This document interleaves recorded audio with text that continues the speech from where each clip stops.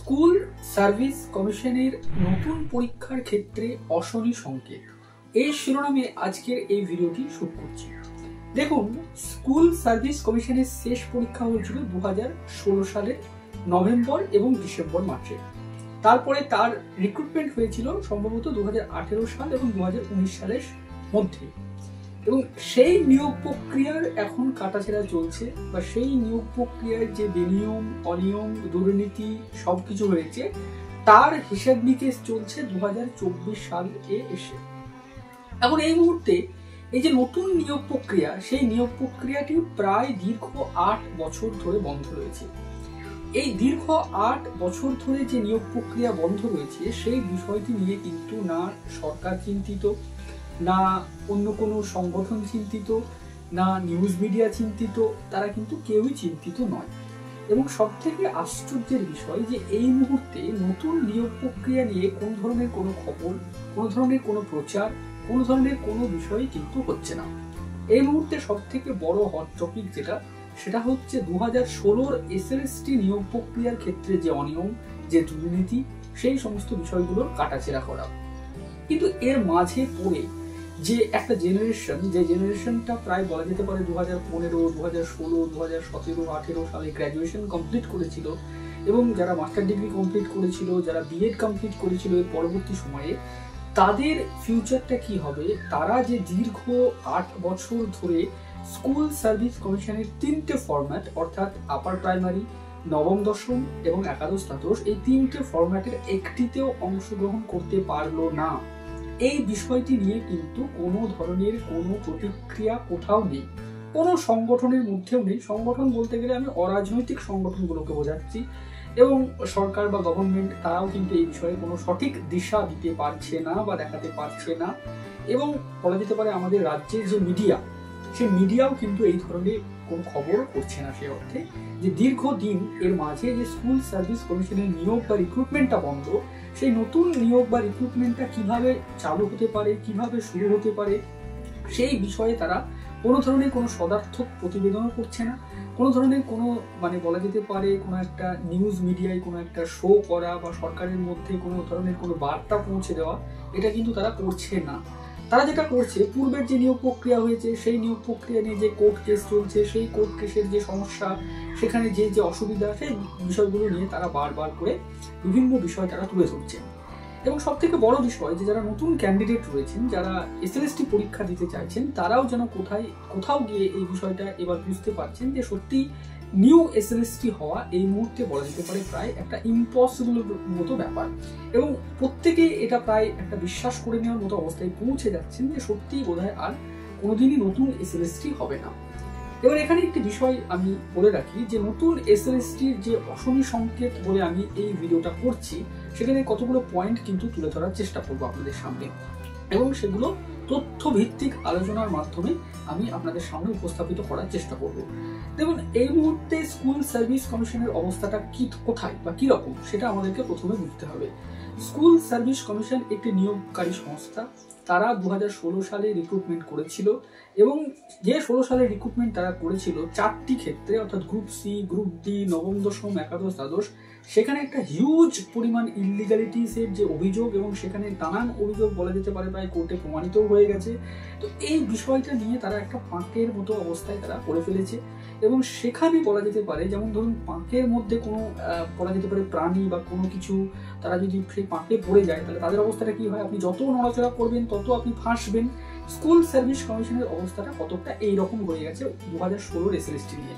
তার কারণ এইটা নিয়ে যত বিভিন্ন ধরনের মামলা হচ্ছে, মোকদ্দমা হচ্ছে, যত আপনার ধরুন কলকাতা হাইকোর্টের সিঙ্গেল বেঞ্চ থেকে ডিভিশন বেঞ্চ থেকে সুপ্রিম কোর্ট যাওয়া হচ্ছে, ততই কিন্তু এর জটিলতা কমবে কি বেড়েই চলেছে, এবং একটা এমন অবস্থায় চলে আসছে যে এটা মনে হচ্ছে যেন কোথাও না কোথাও গিয়ে যে এই জটিলতাটার যে কবে নিষ্পত্তি এবং কিভাবে নিষ্পত্তি, এটাই হচ্ছে সব থেকে বড় একটা প্রশ্নচিহ্ন এই মুহূর্তে।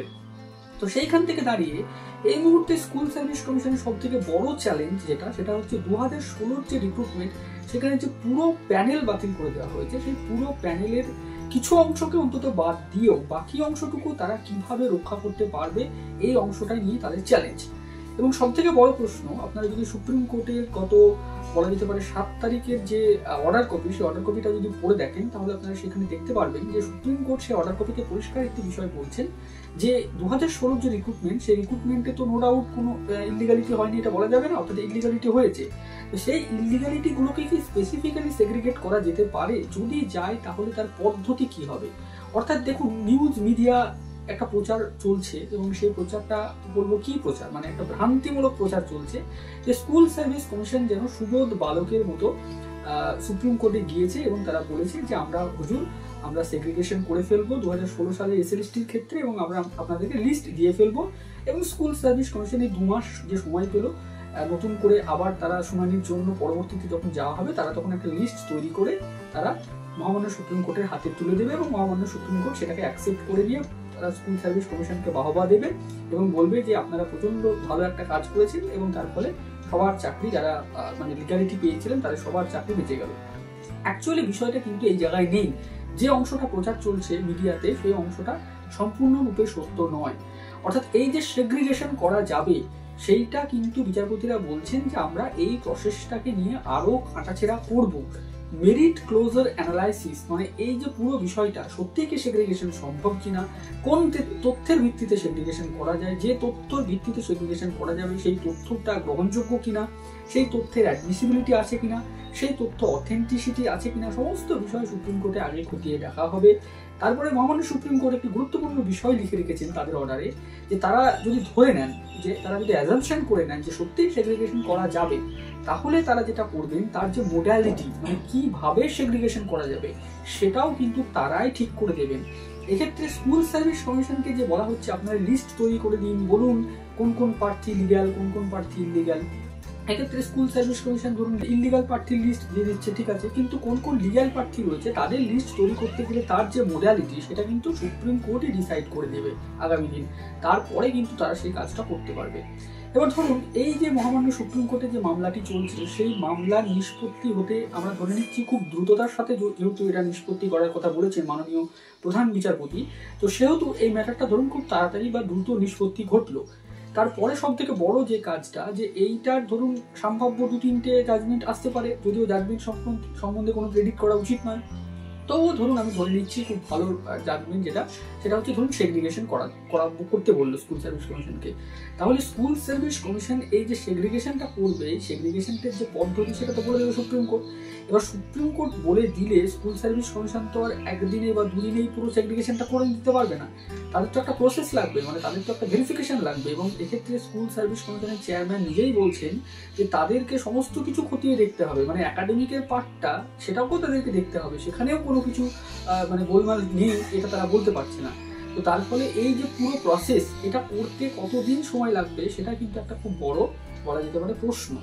সেটা যদি স্কুল সার্ভিস কমিশন করতে আরো সময় নেয় এবং সেখানেও যদি তারা আরো গোলমাল বা গন্ডগোল করে বসে থাকে, যেটা এখন বলা হচ্ছে যে মাত্র 19,000 সকলেই তারা বৈধ, এবং সেখানেও যদি কোনো অবৈধ ঢুকে বসে থাকে বা সেখানেও যদি কোনো ইলিগালিটি হয়ে থাকে, বলা যেতে পারে যে যখন সেগ্রিগেশন করা যাবে তখন বের হচ্ছে আরো কিছু ইলিগালিটি, তাহলে কিন্তু সেটা নিয়ে আবার বলা যেতে পারে একটা কোর্ট কেসও কিন্তু শুরু হয়ে যেতে পারে এবং সেখান থেকে কিন্তু আবার নতুন করে কিছু সমস্যার যে উদ্ভব হবে না, এই গ্যারেন্টি কিন্তু এই মুহূর্তে কেউ দিতে পারবে না।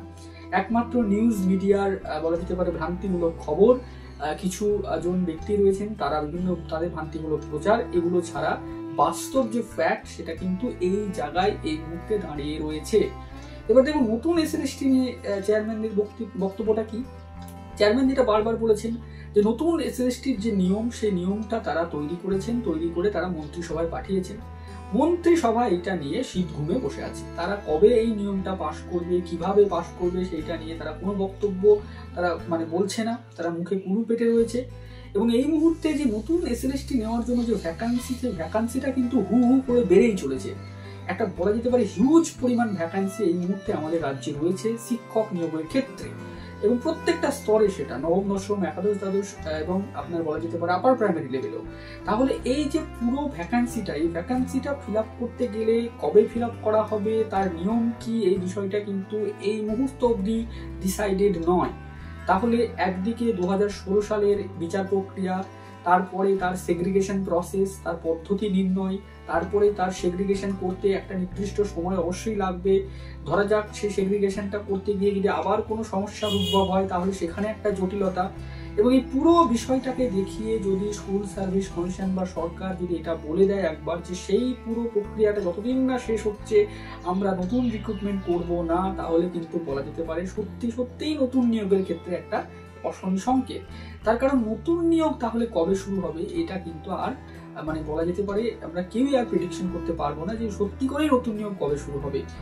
এই মুহূর্তে নতুন নিয়োগ শুরু হওয়ার জন্য যে পরিস্থিতিগুলো প্রয়োজন সেই পরিস্থিতিগুলোর একটাও কিন্তু এই মুহূর্তে নেই। এখন এই পুরো বিষয়টা সত্যিই বলা যেতে পারে মানে সেই ভাগ্যের উপর ছেড়ে দেওয়ার মতো, যে একটা লটারির মতো, যে নতুন এসএলএসটি কবে হবে, একটা লাখ টাকা বা কোটি টাকার প্রশ্নের মতো, যে সত্যিই নতুন এসএলএসটি আদৌ হবে কিনা, কবে হবে, কিভাবে হবে। তো এই নিয়ে দেখুন সব থেকে গুরুত্বপূর্ণ সেটা হচ্ছে নতুন এসএলএসটির অনেক ক্যান্ডিডেট তারা যেটা ভাবছেন যে এটা নিয়ে তারা আইনি পথে হাঁটবেন। তারা আইনি পথে এটাই মানে এই মর্মে হাঁটবেন যে তারা সরকারের কাছে ক্ল্যারিফিকেশন চাইবেন যে কবে নতুন এসএলএসটি নেওয়া হবে। তার কারণ সরকার 2022 সালে বলেছিল, তারা একটা বিজ্ঞপ্তি দিয়ে স্কুল সার্ভিস কমিশন, যে তারা অতি দ্রুততার সাথে নবম দশম একাদশ দ্বাদশ শিক্ষক নিয়োগ করবে। এবং সেখানে তারা মহামান্য অভিজিৎ গঙ্গোপাধ্যায়ের কোর্টে এজলাসে তারা ভ্যাকান্সিও সাবমিট করেছিল যে প্রায় 19,000-এর মতো ভ্যাকান্সি রয়েছে নতুন এসএলএসটি নেওয়ার জন্য। তাহলে সেই ভ্যাকান্সিতে কেন নতুন নিয়োগ হবে না? এছাড়াও আপার প্রাইমারি নিয়োগের ক্ষেত্রে আমরা দেখতে পাচ্ছি যে আপডেটেড ভ্যাকান্সি রয়েছে, সেখানেও প্রায় বলা যেতে পারে একটা বড় অংশের ভ্যাকান্সি রয়েছে, যেটা স্কুল সার্ভিস কমিশন ডিভিশন বেঞ্চে কোর্টে আপার প্রাইমারি মামলা চলাকালীন গিয়ে স্বীকার করছে যে সেই মামলাটা মানে সেই যে ভ্যাকান্সিগুলো সেগুলো নতুন নিয়োগের জন্য রয়েছে, সেই নিয়োগের জন্য সেই ভ্যাকান্সিগুলোকে আমরা মানে এইখানে দিতে পারবো না আপডেট করে। তাহলে এই যে একটা আপার প্রাইমারির ভ্যাকান্সি বলা যেতে পারে, এই যে বলা যেতে পারে নবম দশম একাদশ দ্বাদশের একটা বড় ভ্যাকান্সি, এখানে কি একটা নতুন নিয়োগ করা হবে না? এই প্রশ্নটাই কিন্তু রয়েছে আমাদের সকলের মনে। এবং সেখানে যদি একটা লিগ্যাল ক্ল্যারিফিকেশন মহামান্য বিচারপতিদের কাছে চাওয়া হয় যে সরকার এটা নিয়ে কি ভাবছে। আমাদের রাজ্যের মাননীয় মুখ্যমন্ত্রী উনি বিভিন্ন জনসভায় গিয়ে বলছেন যে আমাদের স্টেটের কাছে নাকি 10 লক্ষের উপর ভ্যাকান্সি রয়েছে বিভিন্ন রাজ্য সরকারি কর্মচারী নিয়োগের ক্ষেত্রে। সেখানে টিচার রিক্রুটমেন্টে নিশ্চয়ই অনেক বড় ভ্যাকান্সি থাকবে। তাহলে সেই রিক্রুটমেন্টটা কেন করা যাচ্ছে না, বিভিন্ন ভাবে কেন আটকে থাকছে সেই রিক্রুটমেন্টটা, এটা নিয়েও কিন্তু একটা বড় প্রশ্ন চিহ্ন। এবং সব থেকে আশ্চর্যের যে এই প্রশ্নটাকে নিয়ে কিন্তু কোথাও মানে এটাকে উত্থাপন করা হচ্ছে না, নিউজ মিডিয়া না বলা যেতে পারে কোনো ইন্ডিপেন্ডেন্ট চ্যানেল কোথাও কিন্তু এই বিষয়টা বলছে না। আমি কিন্তু সময়ে সময়ে এই বিষয়টাকে নিয়ে আসি আপনাদের সামনে, আমি বলার চেষ্টা করি আসল সমস্যাটা কোথায় এবং কিভাবে সমাধান হতে পারে। এই বিষয়গুলো সম্পর্কে আমি সামান্যতম হলেও আমার নিজের বোধ বুদ্ধিতে ইঙ্গিত দেওয়ার চেষ্টা করি। তো আপাত অর্থে দেখুন নতুন এসএলএসটি নিয়ে সেটা হচ্ছে সত্যি একটা অশনি সংকেতের মতো। যদি এই পুরাতন যে নিয়োগ প্রক্রিয়া তার বলা যেতে পারে যে প্রাগৈতিহাসিক নিয়োগ প্রক্রিয়ার যে মানে কদর্য ইতিহাস, তার সাথে যদি এই নতুন নিয়োগ প্রক্রিয়াটাকে জুড়ে দেওয়া হয়, যেটা অলরেডি জুড়ে দিয়েছে, তো সেই প্রক্রিয়াটাকে যদি জুড়ে দেওয়া হয় তাহলে কিন্তু নতুন নিয়োগ প্রক্রিয়া সম্পর্কে আমরা আর কেউই বলতে পারবো না যেটা কবে হবে আলটিমেটলি। তার কারণ 2016 সালের এই জটিলতা যতক্ষণ না অবধি বা যতদিন না অবধি সম্পূর্ণরূপে মিটছে এবং পুরো প্রসেসটা সম্পূর্ণরূপে ডিসপোজ হচ্ছে, ততদিন না আমরা কিন্তু নতুন নিয়োগ সম্পর্কে কোনো খবরই পাবো না। কিন্তু যদি এই পুরো প্রসেসটাকে বাদ রেখেও প্রাইমারিতে যেমন করা হচ্ছে, যে প্রাইমারিতে বিভিন্ন প্রক্রিয়ার দুর্নীতির মামলা চললেও, বিভিন্ন জটিলতা থাকলেও সেখানে কিন্তু নতুন নিয়োগ প্রক্রিয়া চলছে, নতুন করে প্রাইমারি টেট নেওয়া হচ্ছে এবং নতুন করে প্রাথমিকে আবার শোনা যাচ্ছে যে ইন্টারভিউয়ের জন্য বিজ্ঞপ্তি দেওয়া হবে। তো সেই বিষয়টাকে মাথায় রেখে যদি স্কুল সার্ভিস কমিশনেও এরকম একটা ব্যবস্থা সরকার অন্তত করে, তাহলে আগামী যে জেনারেশন, বর্তমান যে জেনারেশন, তারা অন্তত এই পরিস্থিতি থেকে মুক্তি পায়। এবং সরকারের কাছে সত্যি আমাদের এই মুহূর্তে অনুরোধই বলবো তো যে আপনারা এই বিষয়টা সত্যি অত্যন্ত স্পর্শকাতর অবস্থার সাথে ভেবে দেখুন যে কিভাবে নতুন নিয়োগটা অন্তত করা যায়। এবং বিভিন্ন মিডিয়া যারা রয়েছেন তাদেরকে তো আর কিছুই বলার নেই, তারা টিআরপি ছাড়া মানে কিছুই করবেন না, যেহেতু এই বিষয়টার মধ্যে টিআরপি নেই। এবং সব থেকে শেষে একটি বিষয় বলি, WBSLST আন্দোলনের অন্যতম মুখ ইমরান হোসেন তিনি আমাদের পৃথিবী ছেড়ে চলে গেছেন, তিনি ব্রেন স্ট্রোক করে মারা গেছেন। তো তার আত্মার সার্বিক শান্তি কামনা করি। না জানি কতজন এভাবে আমাদের ছেড়ে চলে যাবেন।